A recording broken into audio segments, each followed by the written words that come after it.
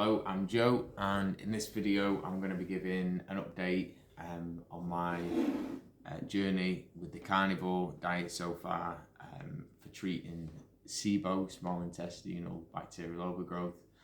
And the reason why I'm posting, I have been posting for the past, this will be the 4th consecutive day, and I just feel like things are going really well. And in the past, when I've tried carnivore, it hasn't worked, and I feel like my understanding of it has broadened, and I get how to do it correctly now. So I have energy and don't have constipation, which were two of the main issues I had when I tried carnivore in the past. I'd always become constipated, and I just feel weak and tired, and so I've learned how to do it, I think, correctly, at least for my body, and it's working, and I feel like I've got my life back. For the last 16 months, I'm going to say, just been kind of wading through all these symptoms that come with SIBO, and I've only just got relief when I started strict carnivore, and I've been following all the protocols and recommendations from some current health experts, and I've read the books, and I just don't make any progress with the protocols, like following a low FODMAP diet, eating clean, eating healthily, and taking antimicrobials, and it just hasn't worked for me, and I really give it my best effort, and things actually seem to be getting worse with the low FODMAP diet, and so I decided to try carnivore, and since then it's working. So I'm doing strict carnivore with the additions of olive oil and coconut oil, homemade kefir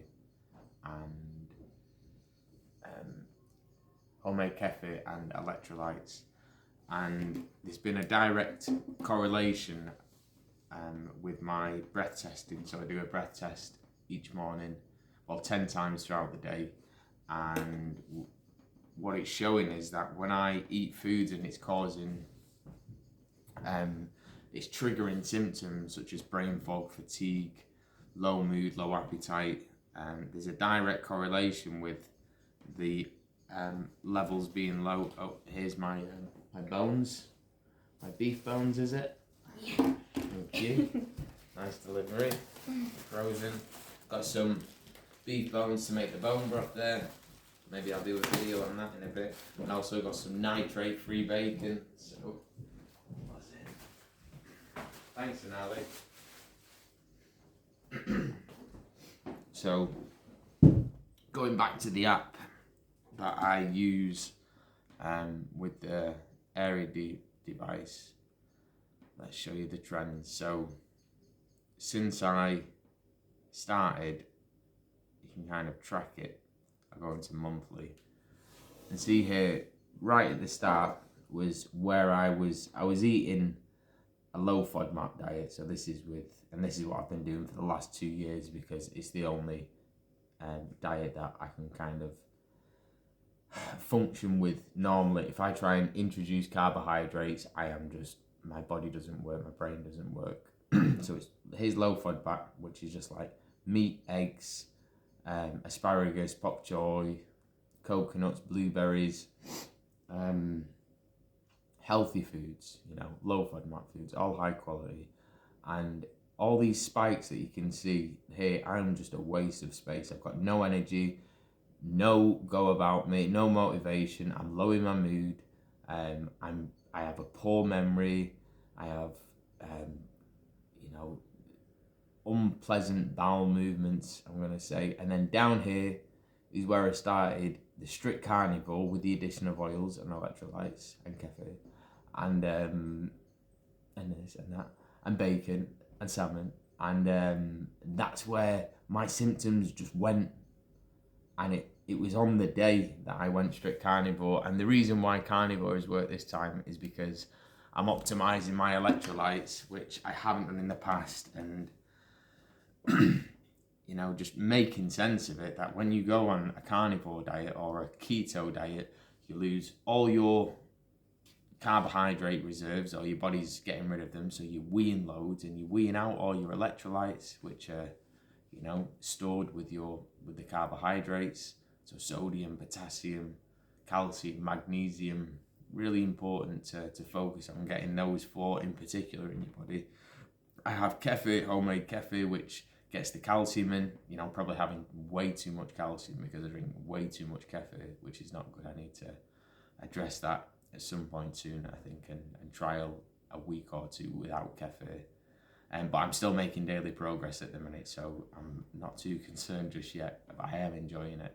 Probably the thing that I enjoy the most is the kefir. It's so thick and creamy. I add double cream to it. I'm not bothered about cholesterol one bit, because my blood sugars are stable.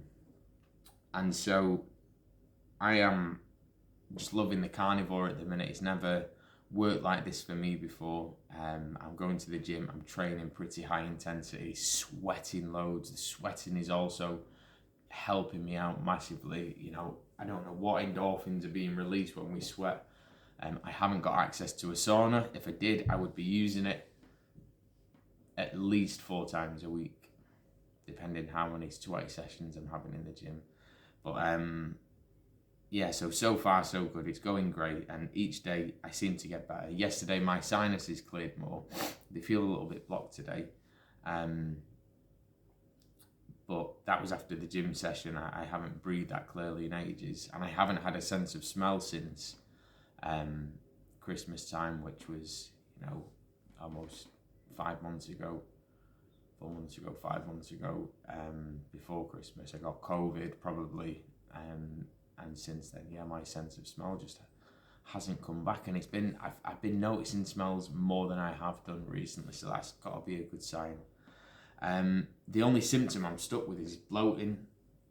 Now I'm quite a slim guy, and you know, if I tense, I'll have a 6-pack, but if I let go, it's like my belly just falls out, and that's, if I'm relaxing, that's how it is. I'm always bloated. I have to consciously engage my core. It doesn't engage like it should. You know, it should naturally just be kind of holding me upright as I'm sat here now. But if I relax, you know, my belly comes out. Maybe I'll get my belly out actually and show you. No, maybe I won't. No, maybe I will. Go on, let's do it. Why not? This is going to be an archive, right? So here's me. Normally. I mean, there's no point even doing this, just take my word for it. Oh, fuck it. Right, there's my belly, flat, SIBO. Fat, flat, SIBO. There's just loads of gas in there, and I know I've got a small belly. It's like there's no way I've got like mental health issues thinking that I'm fat or anything. I know I'm not fat. I am super lean and ripped and shredded. More than I want to be. I would love to have fat on my body. I just can't put fat on at the minute because I don't eat carbohydrates, because my body doesn't digest them. But that bloat there is, it's got to go, which is why today I'm experimenting with a celery juice, which I've just made, and hopefully when I've had celery juice in the past, it's really helped to flush me out. It's not as strong as a salt flush, which I've also tried, and I find them really unpleasant, very effective, but very unpleasant to do. You drink like a litre of salt water, which is like drinking seawater, and then you follow it up with water afterwards, and you just, you know, it's an experience anyway. You know, I'm not going to recommend them. I've tried them.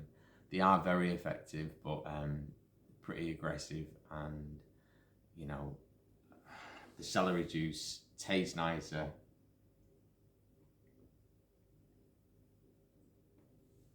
There is like a slightly salty taste there in the celery juice, but you know, this is going to be full of electrolytes as well, so I'm not bothered about it affecting me while I'm doing the carnivore. It's just an experiment, but I will test my breath in an hour's time and see if it has triggered any hydrogen or methane production.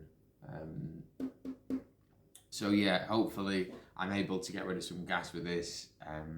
What happened yesterday, so each day I've been on the carnivore diet, I've noticed I've been having the biggest, baddest poos, and you know, they're great in a good way. They've not been that consistent for a long time, but it doesn't kind of, the amount I'm pooing doesn't equate to the fibreless diet that I'm eating. I should be pooing way less and they should be way smaller. It just doesn't make any sense. So I'm thinking that I've had this backlog, you know, basically just been full of shit for God knows how long, months. And this is me, I go to the toilet every day, at least once a day in the morning. But from what I understand, we can still be constipated and go to the toilet every day. And I think, you know, part of having SIBO, you've got slow gut motility, food isn't moving along your intestine very efficiently, and then you're getting food residue that's probably trapped or stuck or gets lodged, and then that might produce bacteria, it might ferment or rot, and you know, that just can't be good for our bodies. And I think that's what's happening in a lot of IBS and SIBO cases. There's just all this gas and fermentation and rotting happening in your gut, and you need to clean it and clear it to get it out. And all these big poos that I've been doing since I started the carnivore 6 days ago, with each poo, it's like I felt a little bit better. There's a little bit more gas comes out, and it seems like the gas is working down slowly. So I'm just a bit impatient to get rid of it. I have had it flat before where I have no gas, I have no trap gas, and it feels great. That's how we're supposed to feel. We're not supposed to be bloated. You know, think about it, when you're bloated, it messes up your whole anatomy. I'm gonna just give an example now, or maybe I'll stand up and do it. So bloated, you know, your core's not engaged. I could even be sat down right now. Look at my posture. That is a defeated, depressed posture. When your core's engaged, you stand tall, your chest is out, your breathing is full and deep. But when you're breathing like that, you take a tiny little breath in and you feel there's no oxygen getting in the body. And if there's no oxygen getting in the body into the brain, you know, and we need oxygen, and that's going to be causing energy issues. You're not going to be thinking clearly, you're not going to have physical energy because your breathing's impaired. So fixing the bloat is massively important, in my opinion, just to try and get rid of that bloat, so I have access to longer, deeper breaths that happen automatically without me even trying. But right now I have to, you know, I think the exercise keeps me breathing well and deep, and I probably could meditate more, but that also helps to breathe consciously. So at least I'm doing some things to encourage longer, deeper breaths, and I think they definitely make a big difference in terms of mood and energy, and you know, even digesting food and everything. Breathing deep it activates the parasympathetic nervous system, and if you're just breathing shallow all day, stuck in fight or flight from your body attacking itself, and then you're not breathing right, it's just like a compounding problem that's just going to get worse and worse. So yeah, I'll give an update how this celery juice goes down. If it clears me out, brilliant. If it doesn't, you know, it was worthwhile trying. I have also been experimenting with 2 supplements, ibergast and peppermint oil, both of which are supposed to be effective at clearing gas from the intestine, and neither of them have done anything for me so far. You know, again, it's worth trying. If you don't try, you don't know. They might work for some people, they didn't work for me.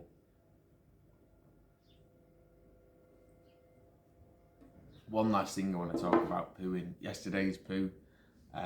It was a really funny one. I could hear my belly making noises and gurgling, and I thought that's a good sign. You know, things are moving in the right direction. And when I went to the toilet, it was like all these like small pelleted rocks came out, sunk right down, and they came with like quite a bit of gas, but specifically, the gas was coming out when I was having a poo. Sorry, you know, I'm really going into detail here, and if you're squeamish, you know, it's not my problem, but it's, you know, pooing has been a massive part of my life for the last few years, so just talking about it is normal, because if I have a good poo, I'm in a great mood, so, yeah, big part of the day. So all the gas is coming out with a poo, and it felt great, it felt so good, and I was like, whoa, that, and I could faintly smell something, and I can't really smell things normally, you know, my sense of smell's really been affected, and I could smell something. I thought, that's not a good sign, you know. Well, it's a good sign that it came out, but I almost think that I do think that it was trapped food and residue that I'd managed, you know, probably because I'm not eating much fibre, my body's got more time to move all this food and residue along my digestive system. At least that's how it makes sense to me, and it got rid of these bits that have probably been stuck in there for some time, and that's probably why they smell stronger than I can normally smell. And so yeah, that was really interesting. And with that, you know, again, the more stuff that comes out, the better I feel, and hopefully I can have a good movement today with the celery juice.